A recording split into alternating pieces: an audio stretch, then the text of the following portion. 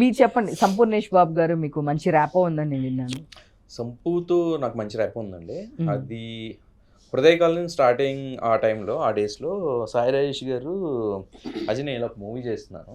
So ఆ మూవీలో అంటే తెలిసిన వాళ్ళందరితో చేస్తాను. ఎందుకంటే ఆ మూవీ ఆ టైంకి అప్పుడు స్టార్టింగ్ ఒక 2 lakhs బడ్జెట్ అనుకున్నారు అంతే జస్ట్.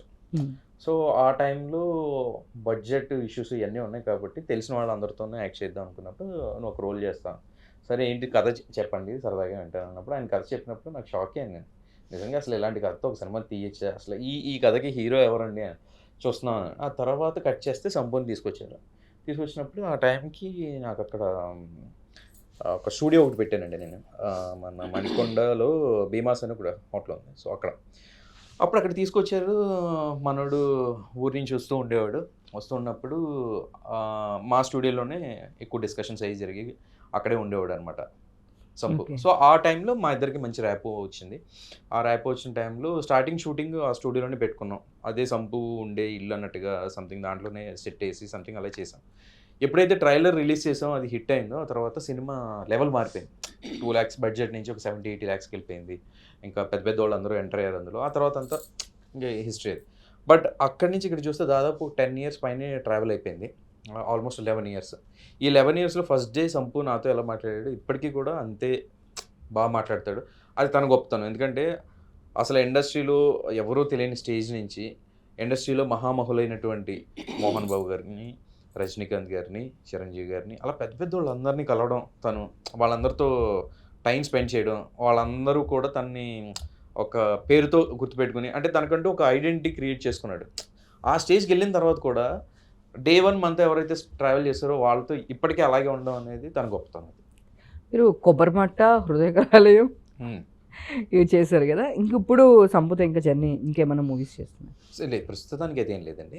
బట్ ఏంటంటే ఆ హృదయకాలం చేసిన టీమే సేమ్ టీమ్ కొబ్బరిమట్ట కూడా చేసాం కాబట్టి సేమ్ టీం రిపీట్ అయ్యింది. ఓకే. బట్ ఆ తర్వాత ఏంటంటే నేను ఇంకా వేరే ప్రాజెక్ట్స్ ఇంకా నా జాబ్ ఇవన్నీ ఉండడం వల్ల రీజన్ ఏంటంటే నేను జాబ్ చేస్తూ ఈ మూవీస్ అన్నీ చేసేవాడిని కాబట్టి అవతల టీం నాకు కంఫర్టబుల్గా ఉంటేనే ఫ్లెక్సిబుల్గా ఉంటేనే నేను జాబ్ చేస్తూ షూట్ చేయగలను. వీళ్ళు ఏంటంటే వీళ్ళందరూ నాకు పరిచయమైన వ్యక్తులు కాబట్టి నాకు ఇలా పక్కన మీటింగ్ ఉందనో లేకపోతే ఈరోజు నేను రాలేనను నాకు ఆఫీస్ ఉందనో సంథింగ్ చెప్పినా వాళ్ళు అర్థం చేసుకుంటారు. బయట మూవీస్కి వెళ్ళినప్పుడు అదంతా వర్కౌట్ అవ్వదు కాబట్టి ఫర్దర్గా సంపూ చేసిన మూవీస్లో నేను యాక్ట్ చేయడానికి రీజన్ అది. ఎందుకంటే బయట ప్రొడ్యూసర్స్ బయట డైరెక్టర్స్ కాబట్టి. ఓకే, మీరు ఎట్లానా రైటరు, డైరెక్టరు, సో మంచి కామెడీ సీరియల్స్ తీశారు, అన్నీ ఉన్నాయి. సో నెక్స్ట్ సంపూ గారిని హీరోగా పెట్టి మీరు ఏదైనా సినిమా ప్లాన్ చేసి అలా తీసే ఉద్దేశం ఏమైనా ఉందా? ఉంది. అంటే ఆ టైంకి సంపూకి డేట్స్ అవైలబిలిటీ ఉండి అలాగే మంచి ప్రొడ్యూసర్ ఎవరైనా దొరికితే ఖచ్చితంగా సంపూతో ఒక మూవీ చేయడానికి ప్లాన్ అయితే ఉంది. ఆల్రెడీ లాంగ్ బ్యాక్ ఒక స్టోరీ చెప్పాను నేను తనకి నచ్చింది అది. But we're looking for a good producer. Okay. So మీరు తీస్తే కనుక రామ్ కామ్ తీసుకుందాం అనుకున్నారా, ఓన్లీ కామెడీ వెళ్దాం అనుకుంటున్నారా? అంటే మీ జోనర్ యాక్చువల్గా కామెడీ మీదే ఉంది కాబట్టి కామెడీలోనే వెళ్దాం అనుకుంటున్నారా? అయితే తను అన్ని రాస్తారు, తనకు రాసిన దాంట్లో ఏది బాగుండి అంటే యాక్చువల్గా ఫస్ట్ జనాలకి రీచ్ అయ్యేది ఏంటి అంటే కామెడీ అండి. ఇప్పుడు వేరే జానర్స్ తీసుకున్నాం అనుకోండి ఆ బడ్జెట్ కన్స్ట్రెంట్స్ ఉంటాయి. సో ఆ బడ్జెట్ని బట్టి ఏంటంటే మనం యాక్షన్ మూవీస్, థ్రిల్లర్స్, గిల్లర్స్ ఇలా కాకుండా మనకున్న లిమిటెడ్ బడ్జెట్తో ఆడియన్స్కి దగ్గర అవ్వాలి అంటే ఫస్ట్ బెస్ట్ జానర్ ఏమైనా ఉంది అంటే comedy. So I always prefer comedy. Reason ఏంటంటే మీరు ఎలాంటి మూవీ తీసుకున్నా సరదాగా ఆడియన్ థియేటర్కి వచ్చి అక్కడ కాసేపు కూర్చొని నవ్వుకుని వెళ్ళాడంటే ఆ ఫన్ బాగుంటుంది. ఇప్పుడు మీరు ఇందాక మన స్టార్టింగ్లో కాన్వర్సేషన్లో సొంతం గురించి మాట్లాడారు, నువ్వు నాకు నచ్చే గురించి మాట్లాడారు. ఈ రోజుకి ఆ సినిమా గురించి మాట్లాడుతున్నారంటే రీజన్ ఏంటంటే దాంట్లో ఉన్న కామెడీ అదే కదా మిమ్మల్ని ఆకట్టుకుంది. సో అలాగే కామెడీ గారు సినిమా పేరంటే నువ్వు నాకు నచ్చదని చెప్తారు. Ever green cinema. అసలు ఎన్నిసార్లు చూసినా అది బోర్ కొట్టదు.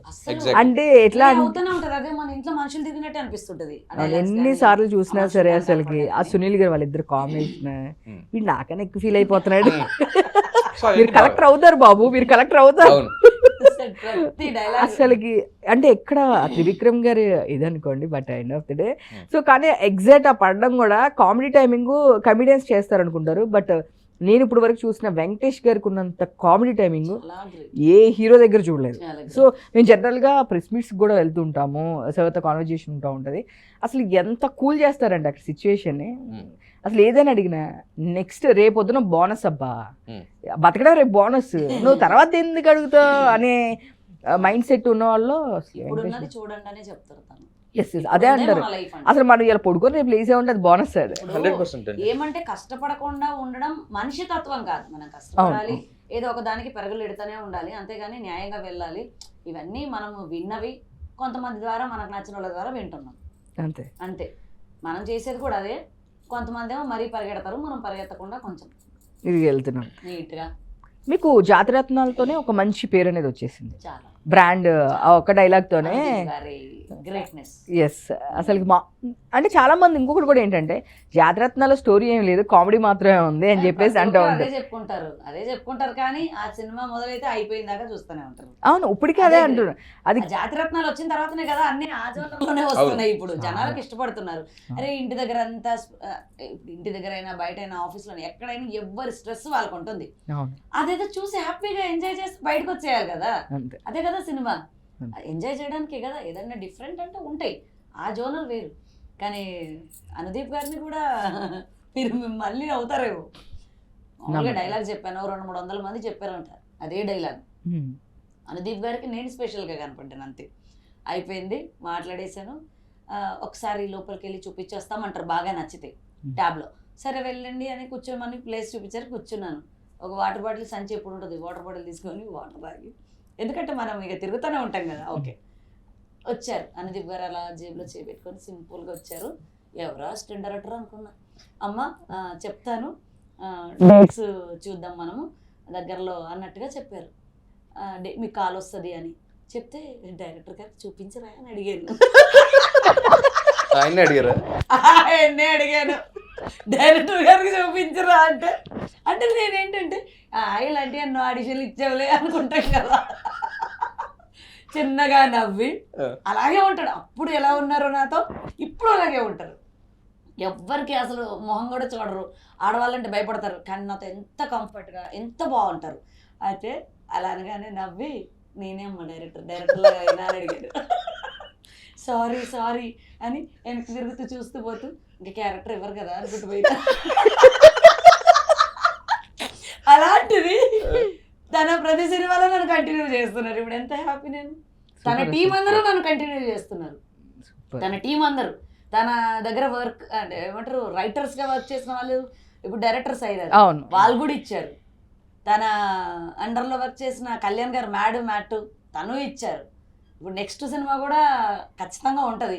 ఇప్పుడు నేను అంటే అనుదీప్ గారిదే ఫంకీ కూడా చేస్తున్నాను అంటే వాళ్ళ గొప్పతనం అది.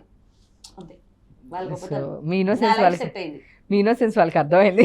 అంటే ఎక్కడంటే రేపు మన క్యారెక్టర్ ఎవరు కదా అనుకుంటా వెళ్ళిపోయారు.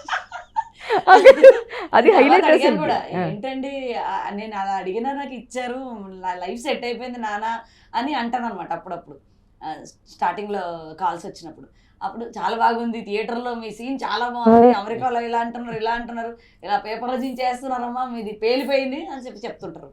అలాంటిది ఆయనకే నేను అంటే అన్నాను అనమాట. చాలా గ్రేట్ అండి మీరు, ఇచ్చినందుకు చాలా హ్యాపీ. నాకు చాలా ఉన్నాయి ఇలాంటి ఇన్సిడెంట్స్ ఇంకా లోపల, ఇలాంటి ఎన్నో కాదు వస్తాయి బయటికి కదా అంటే దాచుంచాం అంతే, లోపల చాలా ఉన్నాయి. దగ్గర ఇప్పుడు కామన్ గా నేను ఒక చెప్పాను కదా, ఎప్పుడో సంచి అందులో బిస్కెట్ ప్యాకెట్ వాటర్ బాటిల్ ఉంటుంది కదా, వెళ్తుంటాను. టికెట్ తీయడం వరకే తెలుసు ఎవరున్నారు, ఏ ఆఫీస్ ఉంది ఏముంది అదే పనిలో ఉంటాను కదా. నా స్టాప్ వచ్చేసింది అని దిగేసి చూస్తే నా స్టాప్ లేకుండానే దిగాను అంటే బస్ ఆగితే దిగిపోతారా? లేదు, నా స్టాప్ వచ్చేసింది, వెళ్ళిపోయినట్టుంది, వెనకాలని దిగేసి లొకేషన్ కూడా చూస్తే ఎక్కడ ఉంటుంది, అక్కడెక్కడ 3-4 స్టాపుల తర్వాత మళ్ళీ బస్ ఆప్, మళ్ళీ ఇంకో బస్సే. అలాంటి దాన్ని స్టార్టింగ్ స్టేజ్ లో ఇవన్నీ. బట్ మీరు అంత ఫన్నీగా చెప్తున్నారు కానీ నిజంగా అన్ని కష్టాలే.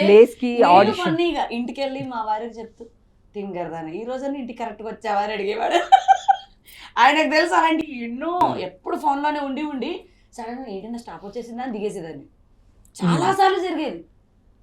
దిగొచ్చు కదా అని అడిగేవారు. ఓకే, అడిగి దిగాలి కదా అని. కండక్టర్ అండి అడిగి దిగొచ్చు.